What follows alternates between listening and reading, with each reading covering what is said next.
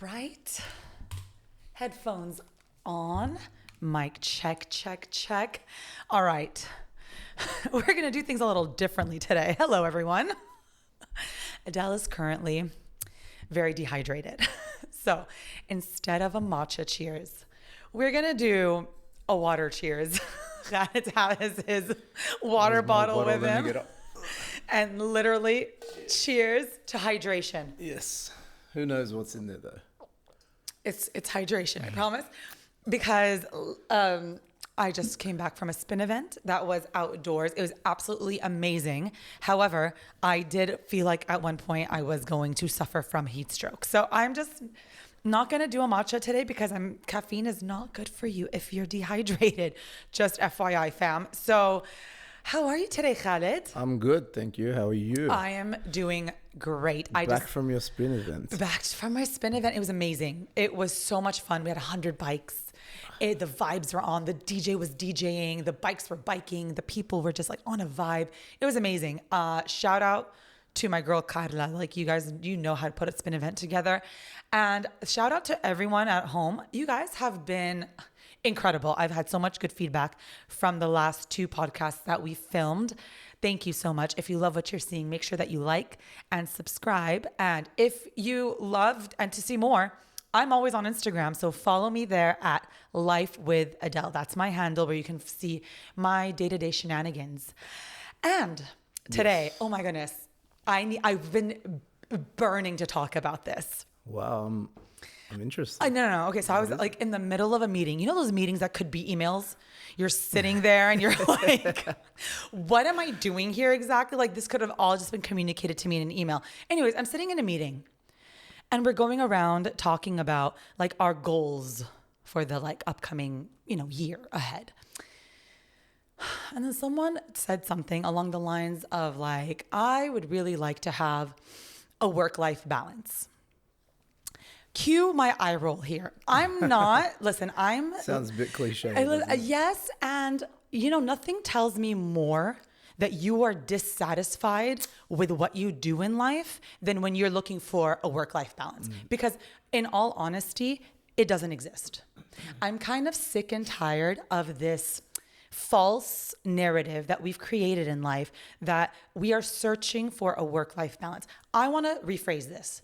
I want you to find a purpose in your life that is worth being unbalanced for.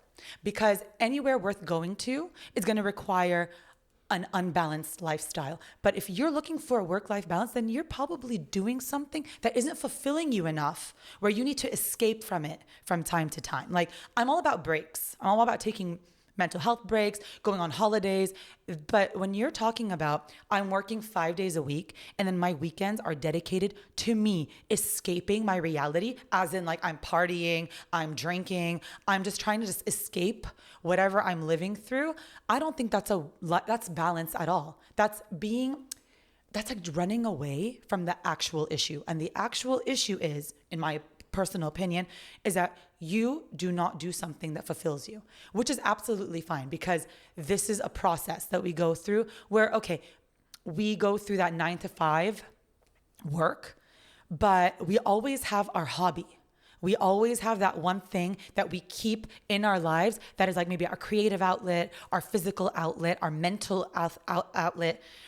And then that is genuinely, I would say, arguably our calling. Unfortunately, we haven't figured out how to make money off of it. So that's why we stick to these jobs that, I'm not even calling them careers because they're literally jobs. Like, they're just jobs that get the bills paid. And I feel like as a society, we've gone a lot away from ourselves. It's all about what can get me money, what can pay my bills, because that's all we're chasing at this point. Like, we're not even chasing like the finer things in life. We're just like, how are we going to get our bills paid? So our life is literally circling around bills. And we're not looking for what makes me happy, what lights my fire, what makes me feel like I never need to take a break from this because I love doing what I'm doing. I'll tell you something. I'm going to give you a perfect example of this.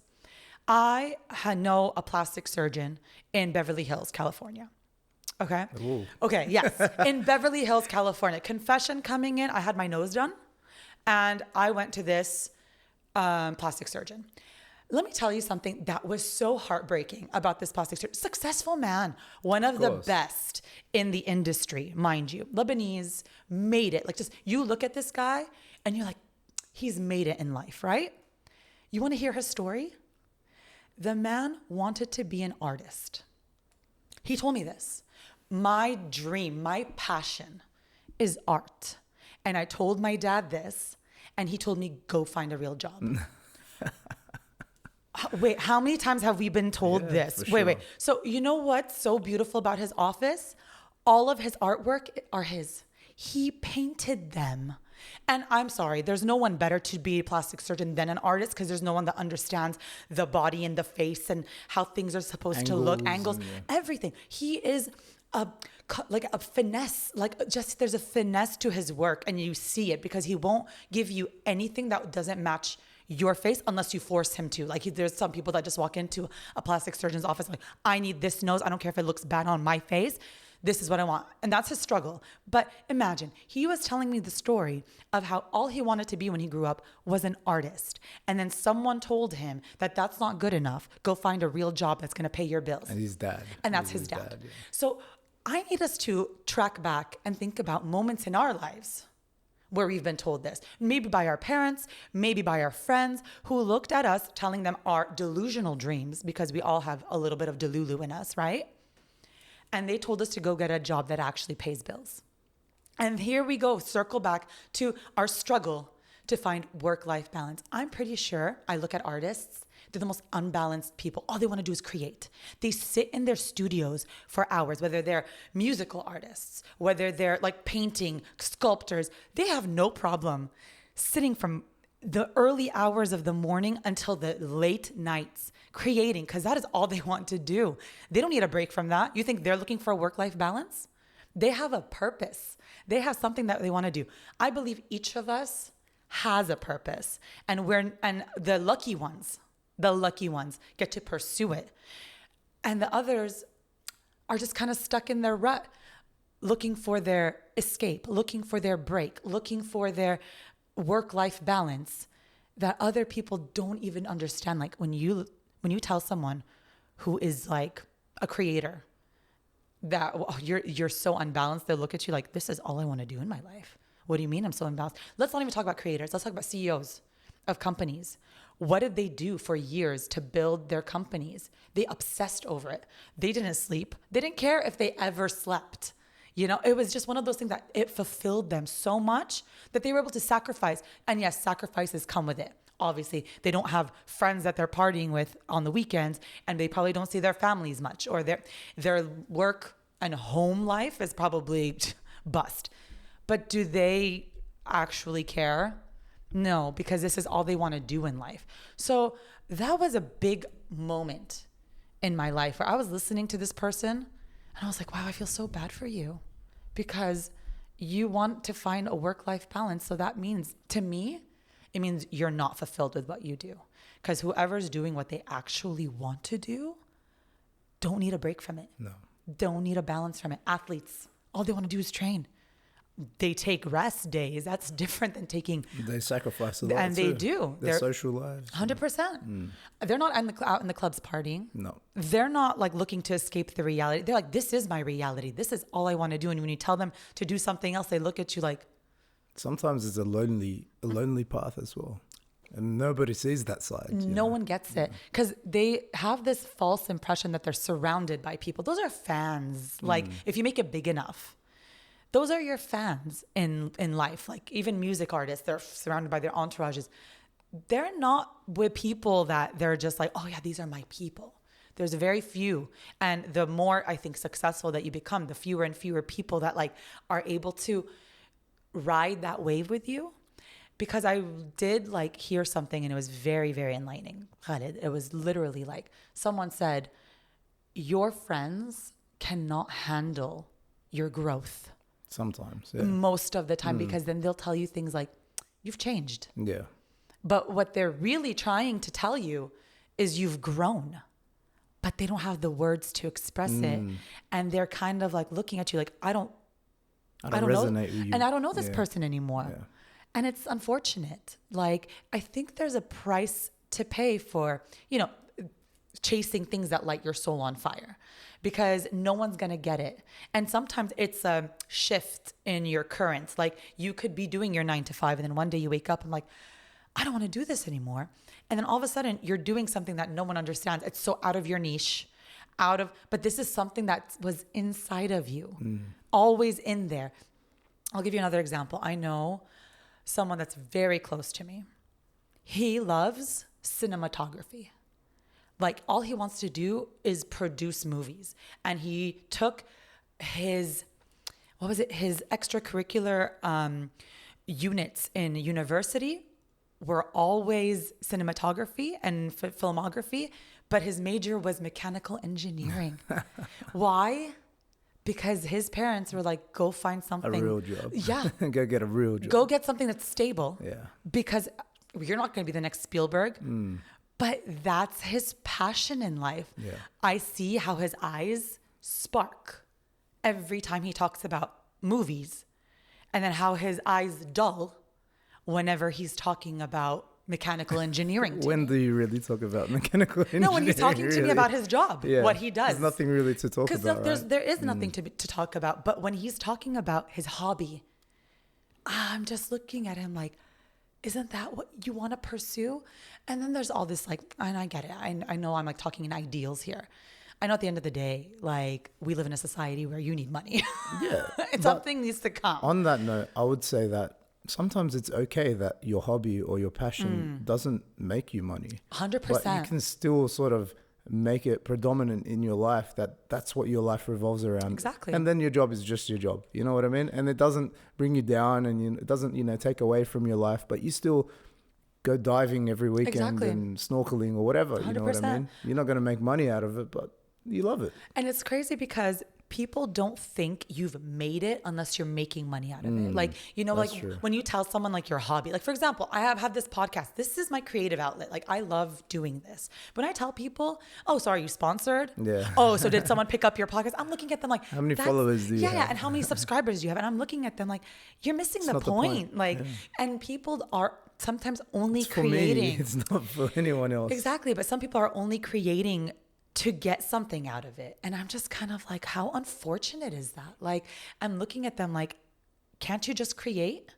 The creators who are just creating are usually the ones that end up being very successful, because they're not genuine. Yeah, because they're not like literally waiting and seeing, oh, am I going to get anything out of this? Yeah. I think that's what ruins it most of the time. It does. Yeah. But that's what people expect. Yeah. If you're not getting anything for it, people are kind of looking at you like, Why are you doing it? why are you wasting your time? And I want to talk about the way that saying, waste of time. Time is, I think, our most valuable currency. I think it beats money. I think it beats assets. I think it beats anything in life. Like, you don't know how much you have of it. It's like an account that you never know what the balance is. We all falsely believe that we think we have a lot of Exactly. time. But we don't know. There is apparently a balance in there that we have no access to, right? And I'm just talking, and I'm just listening to people being like, oh, that's such a waste of time.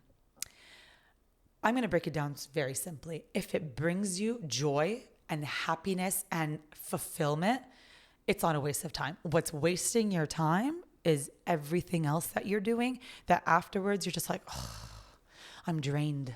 I'm tired. I have no energy for anything else because I've just wasted my time doing all of this. And that goes for situations, for jobs, and for people as well. I mean, I'm sorry, who are you surrounding yourself with? Are these people who are just energy chargers or energy drainers? And that's your time. Who am I spending my time with? I think that, it's all about perspective, right? Because what lights your flame, not necessarily light mine, but at the same time, I can't take it away from you because, look, maybe I'm not a passionate artist, you know what I mean? Yeah. But I still see the value in it, and I still see the value in somebody spending their time and 100%. creating some sort of art piece. 100%. And that's okay. Exactly. And it might be different for me, but I need to understand that what lights my fire is going to be different to theirs. And you got to respect that. You know what I mean? 100%. You can't shoot it down. But we're so good at that. Yeah, it's easy. I think it's so easy just to shoot someone down. And we don't even know that how much of an effect we have. Like for the people who are like, I mean, our parents who are like, can you go find a real job? Yeah. Imagine. With all due respect, they're probably second generation. Of course. In their time, it was about earning and providing, and you know what I mean? So you can understand where it comes from. Of course. But at the same time, it's not right. It's not right. In their time, there were 3 professions. Yeah. You were either a doctor, a lawyer, or an engineer. Pretty much. I mean, there was nothing else you could study for. And if you were studying for something else, what are you going to do with this? Social studies.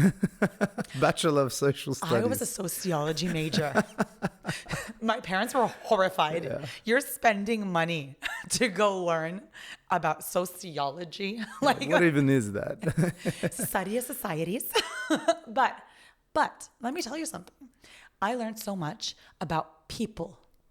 And I truly believe like my people interactions, like my interactions with people is genuinely because of sociology. Yeah. Emotional intelligence. 100%. Yeah. You understand cultures. You've been exposed, even if just by textbooks, like to different ways of thinking, different theories, different philosophies. And you just realize like, wow, no one's right. Like there's no right and wrong. It's just a perspective at the end of the day. But it's just try telling that I'm going to do something with this. So you're going to be a lawyer? Because most lawyers study sociology. Like they'll study a major and then they'll go into law. Yeah. So everyone assumed, oh, so you're going to be a lawyer? I'm like, this in a court? It's like, sir, I have, Your Honor, I have the screenshots. That's the proof. That's the proof. That's all I can do. But it's so funny. Like, yeah, people are just assuming things about me. And I'm just like, I don't exactly know what I wanted to do. And you know what's so funny, Khad? My life came full circle because I wanted to do journalism. And I remember that I wanted to be a TV anchor at one point in my life. I love talking. I don't know if you've noticed, but give the girl a mic. And I'm just like, like, I'm not camera shy. I actually enjoy being on a camera. I enjoy talking to myself on a camera or to someone else on a camera. So for me, that was something that I really wanted to do. I even did an internship in it while I was fresh out of college. And I was like, oh yeah, this is going to be the one. And then I went into a news station and I was like, I'm severely disappointed. Because let's be honest, without getting too much into the nitty gritty of what happened, but it's politics at the end of the day. You're just reading off a screen. And sometimes I'm like, I don't necessarily agree with this. So I had this moral compass moment where I'm like, maybe this isn't what I thought it was. Yeah. But that never changed the fact that I still wanted to do something like this. And then podcasting kind of emerged to the surface or on my radar. And I was like, this is an opportunity for me to write my own script, kind of talk about things unchecked, and talk about the things that I want to talk about instead of what my producer tells me to talk about, or the geopolitics is happening. Like, I'm not concerned with that. I just really just want to talk about things that I'm interested in. Yeah. And podcasting, it's funny because that dream never really changed.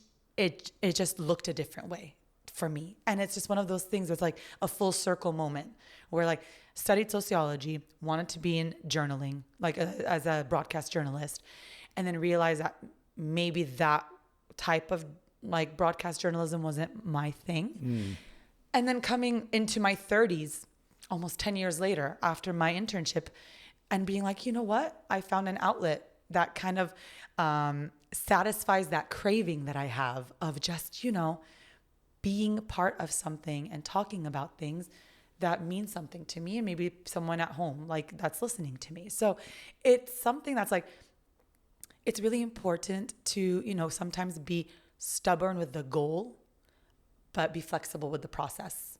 Like the goal was for me to broadcast. Yeah. And I found a way to do it. And this is beyond enough for me. Like it's something that just satisfies, as like I said, that craving that was in my heart. Yeah, it doesn't need to make you money. It doesn't need to bring anything else to your life. Exactly. But if you're satisfied, 100%. What does it matter? And it's funny because like the 9-to-5s are the things that pay our bills, but then the other stuff is what pays your own bill, like the bill that you have to yourself. So whatever that is, Like, I just want people to be encouraged to just kind of like, Don't be afraid. don't be so concerned about being in a niche. Or making money out of it. Exactly. Yeah. That should never be like the ultimate goal. If it does, you're very lucky. Like the lucky people. Yeah, if your work pays your bills and it's your passion. Exactly. Obviously. Wow. But still, there's like we said before, there's trade-offs that you got to make. Exactly. You know? Like an athlete, for example. 100%. They want to be a professional athlete, but then they have to sacrifice their social life. They have to sacrifice like their surrounding groups. They have to sacrifice like traveling and Oh yeah. like there's a lot of trade-offs into that. So. 100%. And that's a scary thing, I think, for most people is the trade-off. On the flip side of that, I believe that when you are like really in it, you don't think about the trade-off. I think in retrospect, you kind of reflect on it. You're like, damn, I had no life. Like, you know, like when you kind of look back But I at was focused. But I was you're in tunnel hyper-focused, vision. yeah. You are in tunnel vision, and anything worth making, anything worth doing, anything worth creating happens not in the public. The public doesn't know anything. No, they only see what you show them. Exactly. It's those hours that no one knows about. And there will be moments, I truly believe, where you're just like, of course, we have imposter syndrome. And we're like, what am I doing? Yeah. Why am I here? I quit my job for this. Exactly. That's a scary Yeah. place to be, like to shift your life and have people look at you and not support you. It's lucky when you have a support group, but most of these people don't.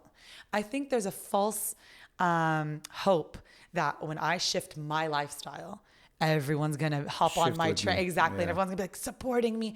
You know what I've noticed, Khalid? Like the people that interact with me the most on my YouTube channels and my Instagram are complete strangers. That's a sad thing for me to say out loud. I'm literally looking at my friends that I grew up with, who obviously they're seeing everything that I'm posting. Never interact with anything. Not that they have to. No. But how do you show support for someone when they're doing something? It's free. Yeah. It's literally free. A share is free.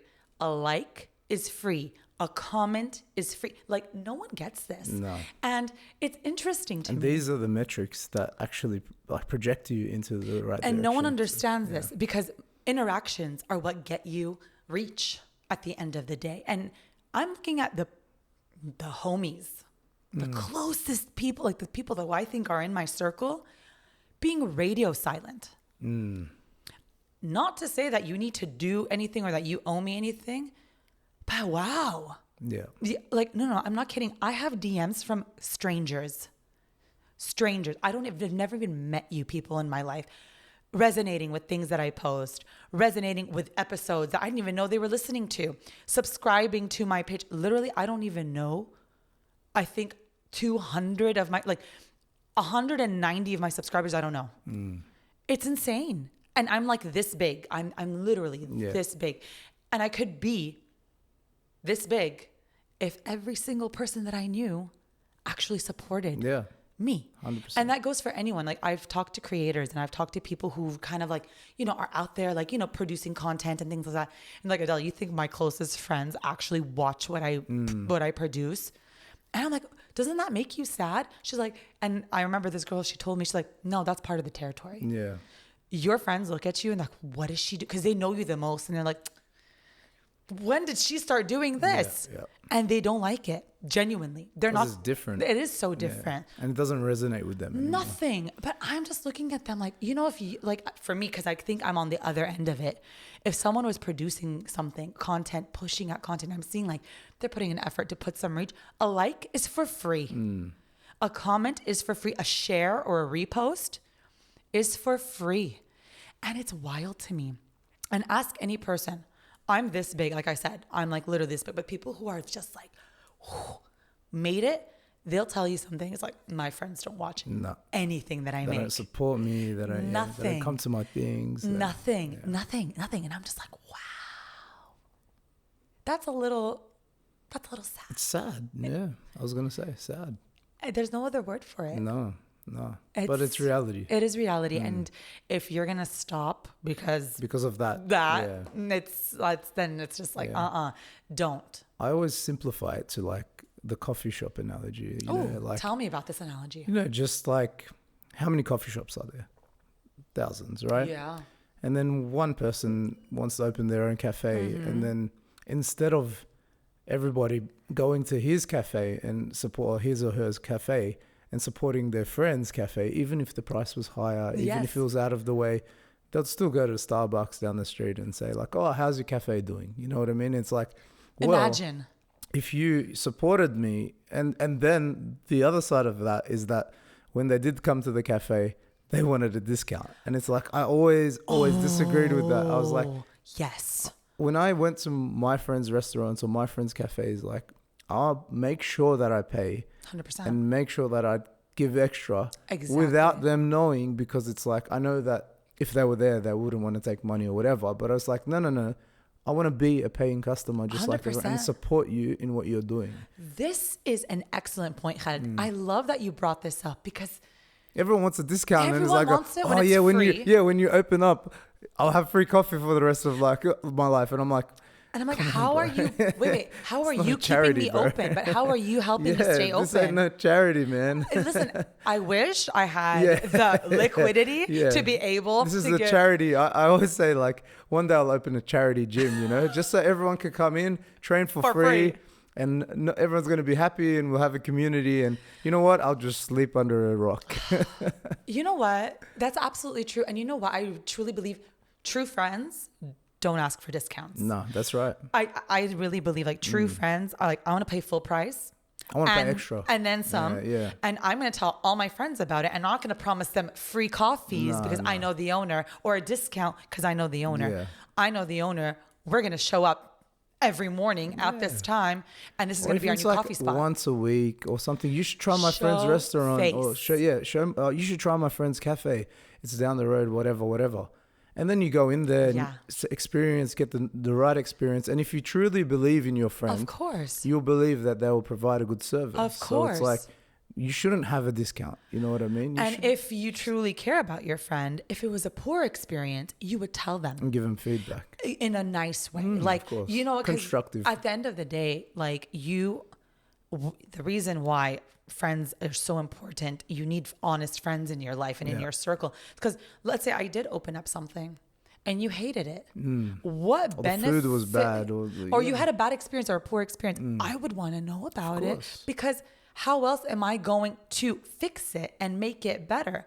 Instead of going back, well, that sucked. Yeah. Well, there goes my reputation. You just told 10 other people who probably haven't even tried it yet and will probably never try it because you didn't like it and you didn't tell it to my face. No. You're their friend too. This is actually horrible. I don't call these people friends. Yeah. I call these people fair weather friends, where if it's benefiting you and everything is sunshine and roses, we'll be there. But when the storm comes in and I'm doing something that makes absolutely no sense to you, crickets. I've had so many crickets in my life. I didn't know how many crickets I had until I started doing things. Yeah. And I'm crickets. Absolutely. I'm like, it's sad because I do reconnect with my friends in Los Angeles once a year. And I tell them all about the things that I'm doing. It's like, oh, really? I'm like, dude, I post all about it. Like, what do you mean? Oh, really?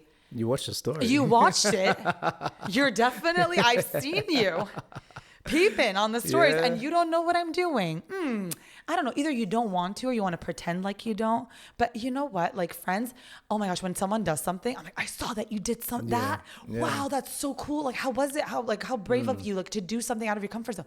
Everyone else is just like, oh. Every now and then I test this theory. Oh, what's the theory? I just test what you're saying right now. And like, I'd post something from like a year ago on a plane or like in another country or some throwback, you know what I mean? And then everyone's like, oh, where are you? What are you doing? Where did you go? I'm like, this was a year ago. Yeah. And I'm like, chill, bro. Like, check the timestamp. Yeah. It's not recent. Don't put it on. Don't It's like, And everyone's sort of so curious because they're suddenly like, oh, where are you? Where is he? What is he doing? And it's like, okay, So you are watching. Exactly. Huh? So you are seeing what Of I'm course doing. they are. And I don't know. It's just one of those things that just confuses me because for me, I don't see it like that. Yeah, it doesn't take away. It doesn't because we're doing completely different things in our lives. Yeah. What I'm doing doesn't even if we were doing the same things. Yeah, it doesn't take Let's away. say it's like literally in the same field. It doesn't take away. If anything, it builds because we can sit there and be like, so did that work for you? Did that like it's just Why don't we do something together? why don't we collaborate? Yeah. This idea of collaboration is like It's abundance. it is, but some people are so afraid of it. Of course. Because they think it's taking away from them. No. When you collaborate with someone, that is doubling up on all the juju that you have together. Like if both of you are good, imagine how you could be together. And no one sees it that way. No. And everyone's kind of like, oh yeah, I want to be on your podcast. And I'm like, who are you? I've never even talked to you. I see you. I haven't even seen you. Who are you? Yeah. It's only like I want to reach out to you when it benefits me. Yeah. And I'm all about helping, people and everything. But it's at the same time, it's like that's the only time you want to talk to me is when you want something or you like it benefits you or you get an exposure out of it. Exposure. Yeah. It's sad. It's the whole thing about being in a transactional relationship and always wanting to get something out of 100%. an interaction. And you meet people like that, When I was in Dubai, I was a Friday afternoon. I was with my friends who'd traveled from different parts of the world and we were there chilling on the pool. And I lost count of the amount of people that came up to me. Like the first thing was, what do you do? And then, I just resorted to saying like, I wake up, I have breakfast sometimes, go to the gym, normal stuff, go to sleep early some days. Like I just started playing with it because I got so fed up with the fact that you just want to know what I do. Why does that matter? But it's how they measure you. You know what I'm trying to say? Like, especially in Dubai. Of course, especially in this region here. People don't know what I do. Yeah. I am all over the place. I don't know what I'm doing. I think I do 5 different things and then extra things on the side. But you know what? I'm in that phase where I'm just a yes person because I don't know where it's going to end up. Like I'm one of those people where I'm like, if I say yes to this might open up a door. And even if it doesn't, I experience something new. And people are like, Adele, you're just like, you're in a spin event and then you're in the gym and then you actually teach what we didn't even know you taught. Yeah, because why would I limit myself to one thing when I have the opportunity presented to me to be so much more than that? Again, stepping out of your comfort zone, trying something a little bit different. Exactly. It might go full circle and then actually resonate with what you were trying to do in the first place. I will tell you something. The greatest connections and networking I've ever had was from my one-off yes jobs. Yeah.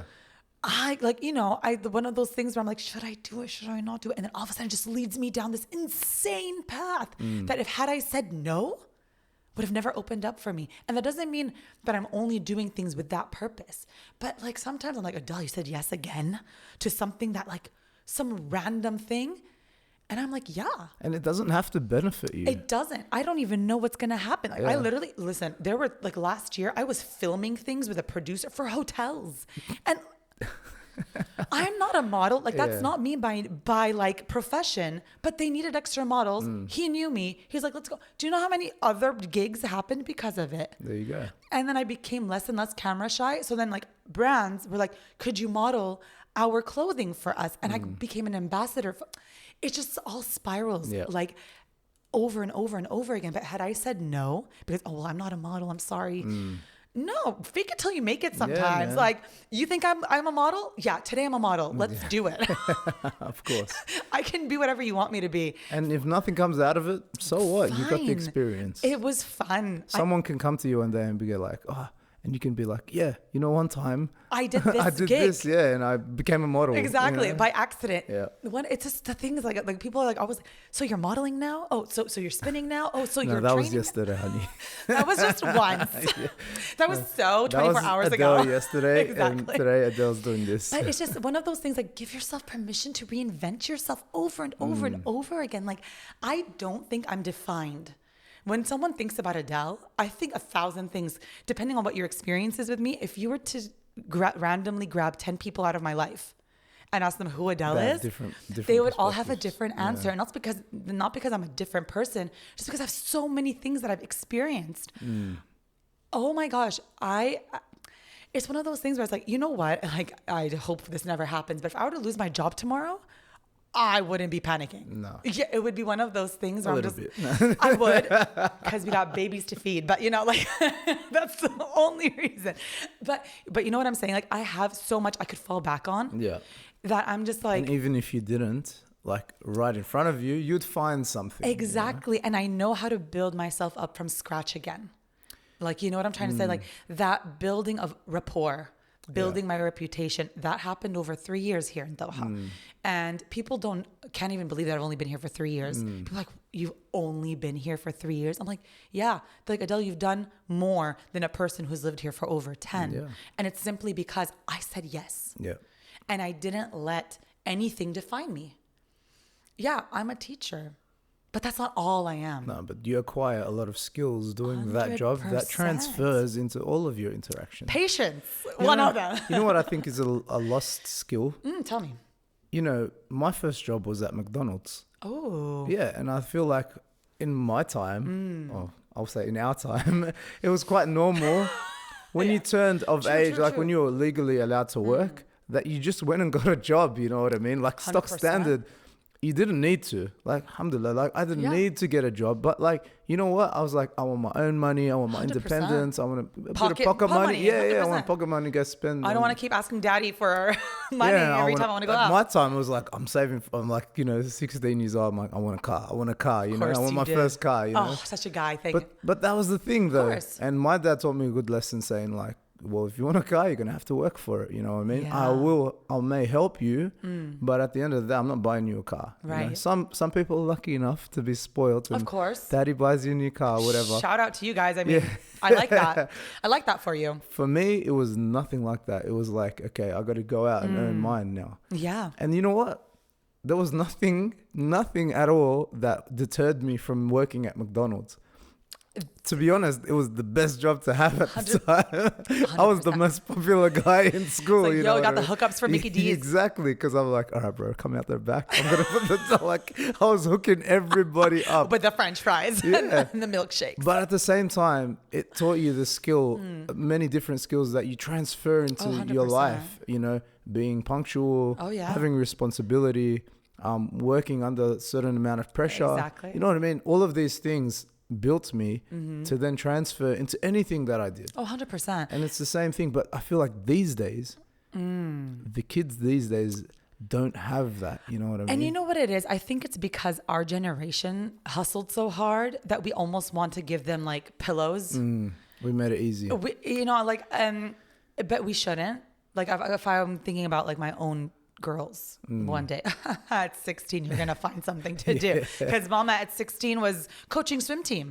She was a coach. Like I was coaching little children literally at 16 years old how to swim, and that was because I was a swimmer, and I found like a nice job to enter into the working field.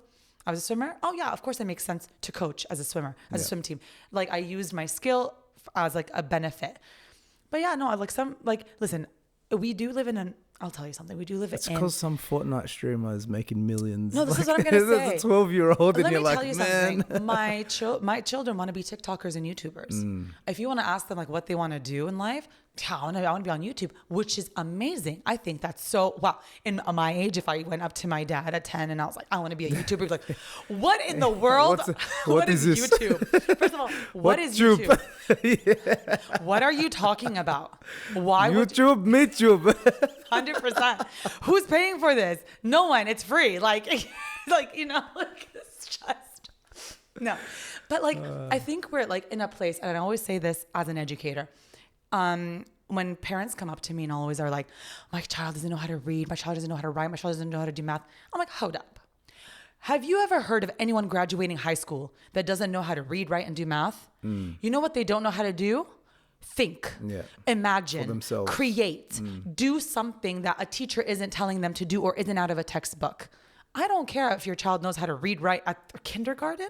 I'm sorry. I would rather them be playing, exploring, coming up with new ideas. Building stuff. Building stuff. That's what a child should be doing. And you know what? That's what an adult should be doing too. Playing. In a different way. Yeah. We play. Yeah.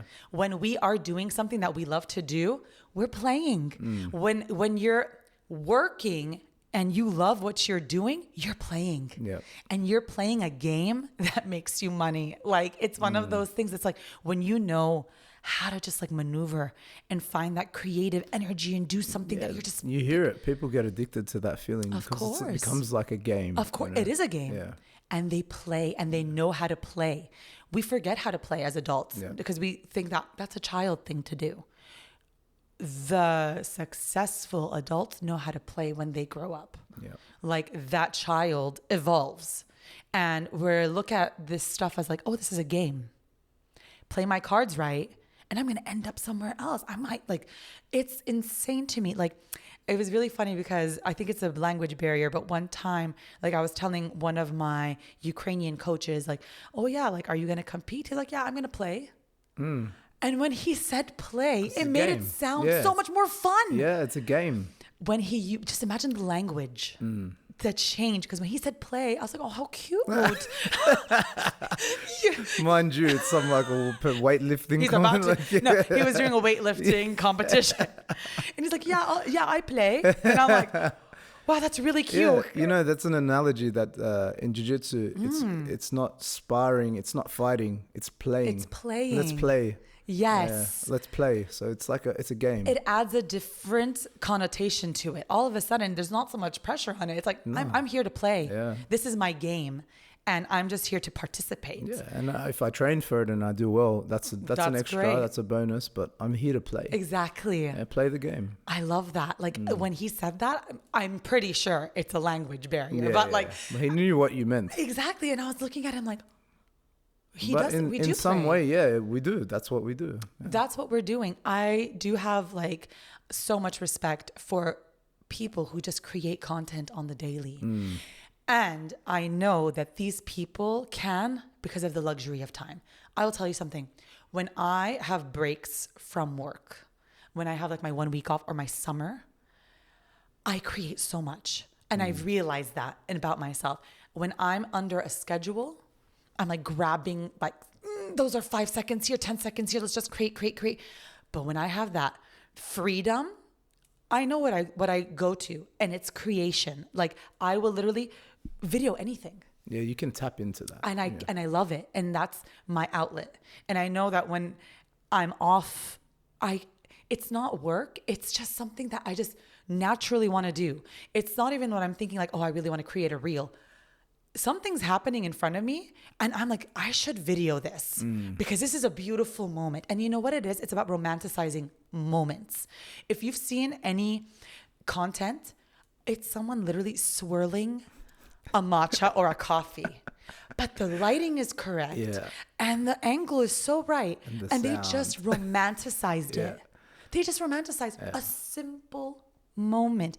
And that's how simple it is. You don't have to look for complex. I think we're always looking for complex things. Yeah. And at some point, it becomes disingenuous. Exactly. You know what I mean? It becomes artificial. 100%. Because you're trying a little bit too hard. 100%. You know what I mean? But I'll be looking in a corner and all of a sudden, like I see a leaf like swaying in the wind. I'm like, that's really pretty.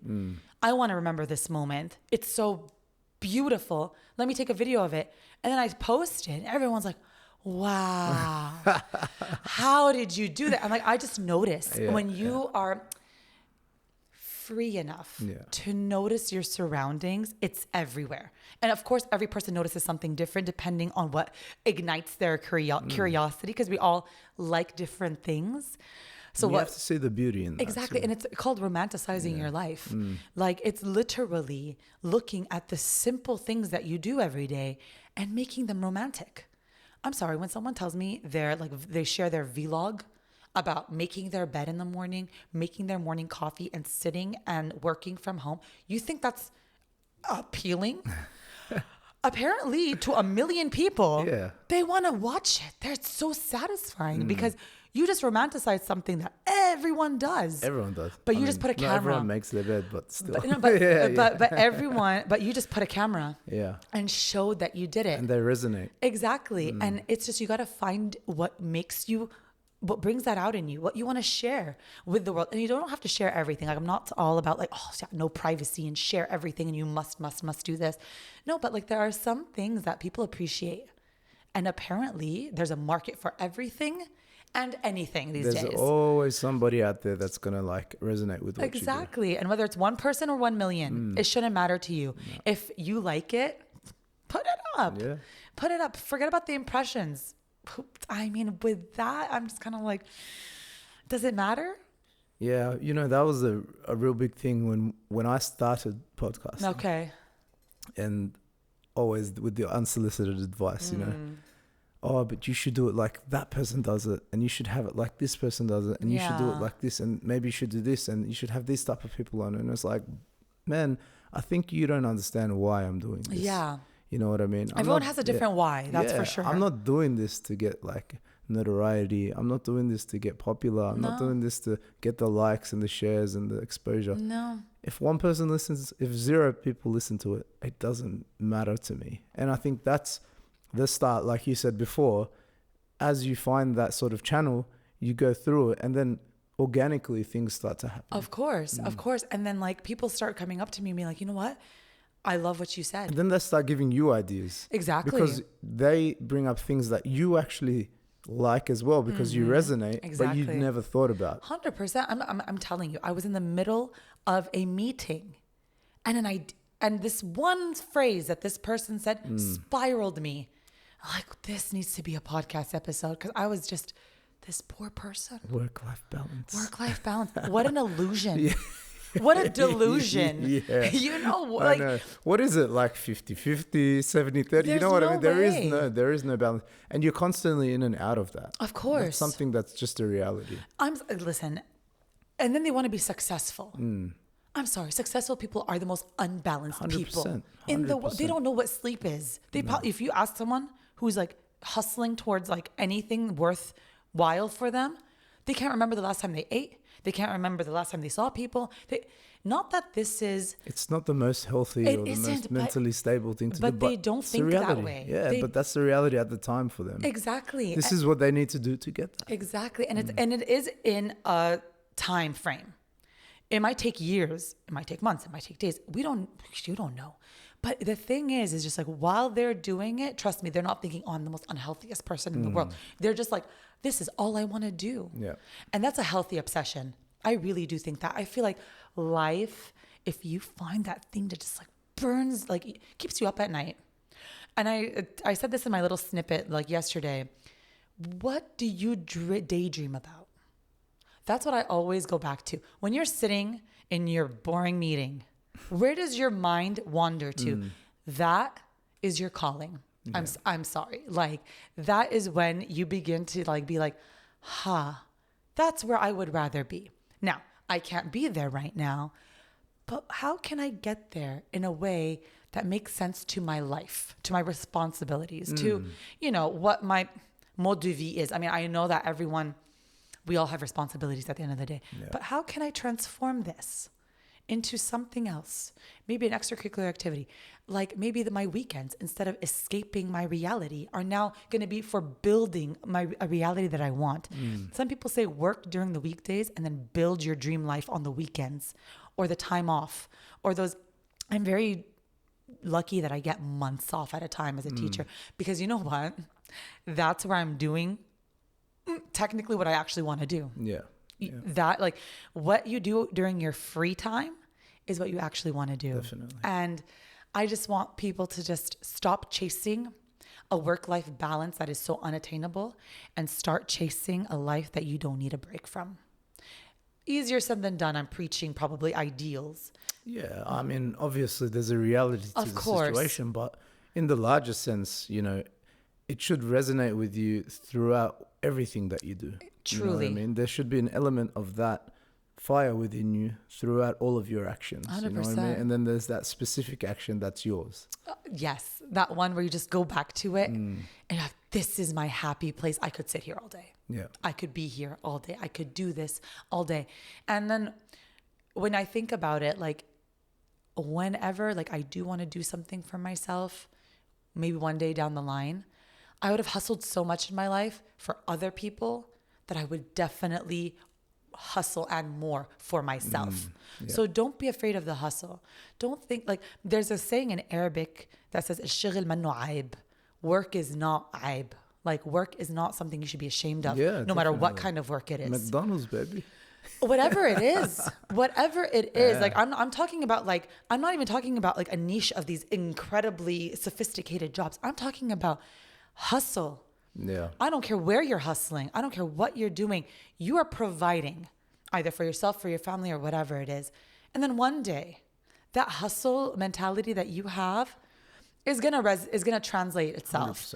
into something for you. And you're gonna know that, well, yeah, I was able to hustle for the man. I'm definitely gonna be able to hustle for myself better than for someone else. Like just imagine all that energy that you've spent, you know, getting your name out there, getting a good reputation, which is so important as well.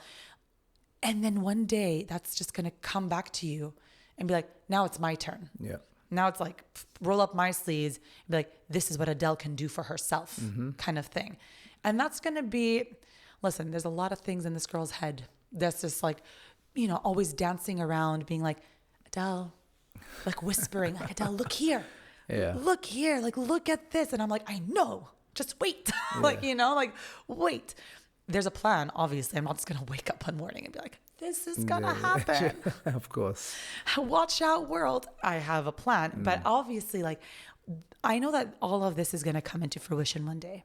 I have a feeling, I have this inkling in my soul that's like, this isn't just for anything. You've met certain people. You've learned a lot of lessons. You've done a lot. And this will translate itself not maybe into something monetary, but into something in your life that's just going to be like, that's why it had to happen. Like all those years ago when I did that job, exactly, taught me how to do this. 100%. 100%. So don't be afraid. Don't stay in your niche. Yeah. Say yes. I think this is what I want to say. Say yes to things that you think you have no business being in. Because you know what? If you didn't, they wouldn't be asking. That's my honest opinion. If I had no business being here, I wouldn't be asked to be here.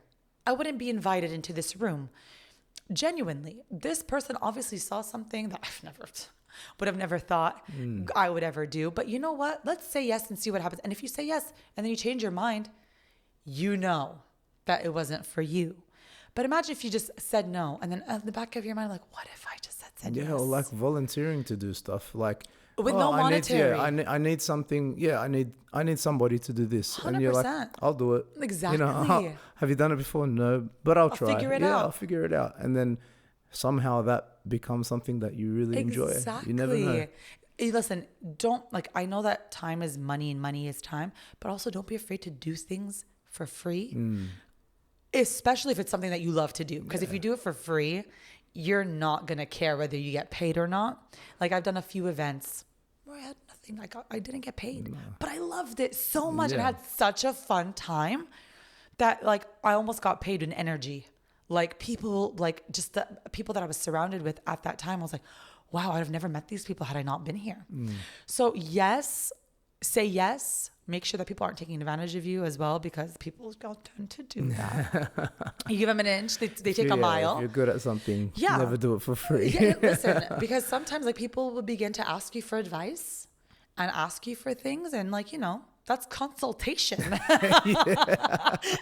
That's an my actual hourly rate profession. You want to consult with me? Let's sit down. I mean, that's the thing, you know. You realize that so many people ask you so many different questions about a certain topic, and it's like, okay, I love giving advice on this and I don't have a problem with it, then maybe this can, you know, digress a little bit and turn into something that I monetize and something that I make into a business. 100%. So I'm so grateful for this poor person that said that in the meeting, because I really did spiral. I lost sleep over this. And I was really like, I never want to say that. I never want to say, my goal is to have a work-life balance. I want to be so unhinged in life. I'm sorry. Like honestly, people are like, so what do you do on the weekends? If I were to tell you what I do on the weekends, I sound busier than my weekdays because I fill my weekends with the things I actually want to do. And it's not busy. And I'm so happy doing it. You enjoy doing it. 100%. It's not you being busy. I think you being busy is doing things you don't want to do. 100%. Like, I'm busy doing this. Exactly. I can't do that. But when you actually doing things that you want to do, you're like, I'm not busy. I'm not. I'm doing this my stuff. Yeah. So I think the takeaway from here is like, find what you're daydreaming about. And ask yourself, why do I keep daydreaming about this thing? Because I think that's your calling. I think there's something there. I think there's a message for you there. And it's the way that, and it's never going to go away. People maybe think that, if I ignore it long enough, it'll go away. There's a beautiful child's book called What to Do with an Idea. And it's a children's book, but when I was reading, I got really emotional. And I was like, girl. But it's about this child who has an idea and he's first doesn't know what to do with it, so he ignores it. But then it just comes and pesters him. And he's like, what do you want from me? So instead of ignoring it, he started nourishing it and taking care of it and giving it its time and his attention. And at the end of it, it blossomed and it grew into something so beautiful. So just because you're ignoring that daydream doesn't mean it's going to necessarily go away. Don't ignore it. See how you can channel it into something. It, like I said, doesn't have to be monetary. You don't have to quit your day job for it, but find time for this little whisper in the back of your mind. Like, I really want to do this. And it could be the most ridiculous thing. Just go do it. Yeah, I look at it like, if you want to learn how to play the guitar, it doesn't mean you're going to become like the greatest guitar player in the world. But you want to learn a new skill and it's something that ignites your passion. Go for it. Doesn't take it away from you and it doesn't affect anyone else. You know what I mean? I couldn't agree more. So, fam, this is where I really wanted to leave you guys off with. Keep growing, keep glowing, listen to your daydreams. They're trying to tell you something, and stay hydrated because it's really hot out there. It's so hot out there. And I will see you all next week. Peace.